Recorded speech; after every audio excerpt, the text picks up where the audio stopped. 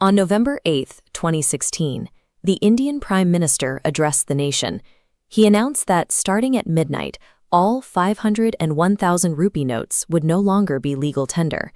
The announcement triggered immediate chaos. Markets scrambled as the sudden evaporation of cash sent shockwaves through every city and home in the country. While domestic markets were in turmoil, the policy's primary destruction was felt nearly 700 miles away in Karachi, Pakistan. Karachi was the headquarters of Javed and Altaf Kanani.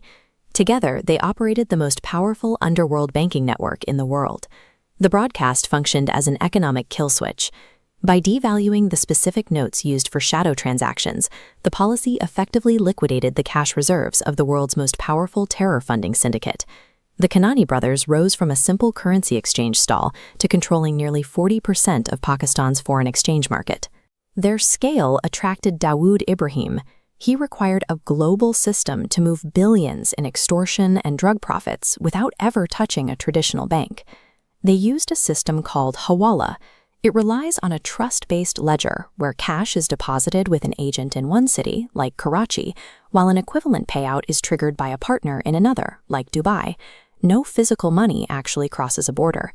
The network expanded to service Mexican drug cartels and international terror groups, eventually washing between $14 and $16 billion every year. By solving the cash flow problem for organized crime, the Kananis became the indispensable financial engine for global terrorism. Beyond laundering, the brothers managed a second highly destructive business, the production of fake Indian currency notes. These super notes were printed on security-grade paper with watermarks so precise they could fool ATM sensors.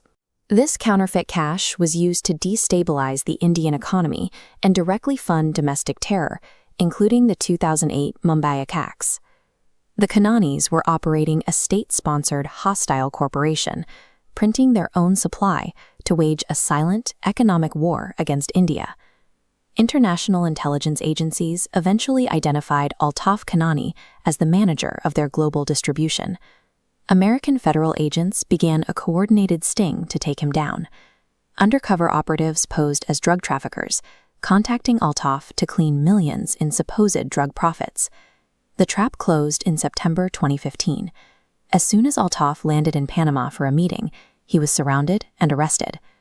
While Altaf was in a Miami jail, the global distribution arm was gone, but the manufacturing core remained. Javed Kanani was still protected in Pakistan, sitting on massive stockpiles of supernotes. Inside a secure room in New Delhi, the Prime Minister and National Security Advisor reviewed the remaining threat from these stockpiles. Their logic was simple. You cannot bomb a financial network. To destroy the operation, they had to destroy the specific currency the network relied on. The sudden November 8th television announcement rendered Javed Kanani's entire counterfeit inventory completely worthless in a single evening.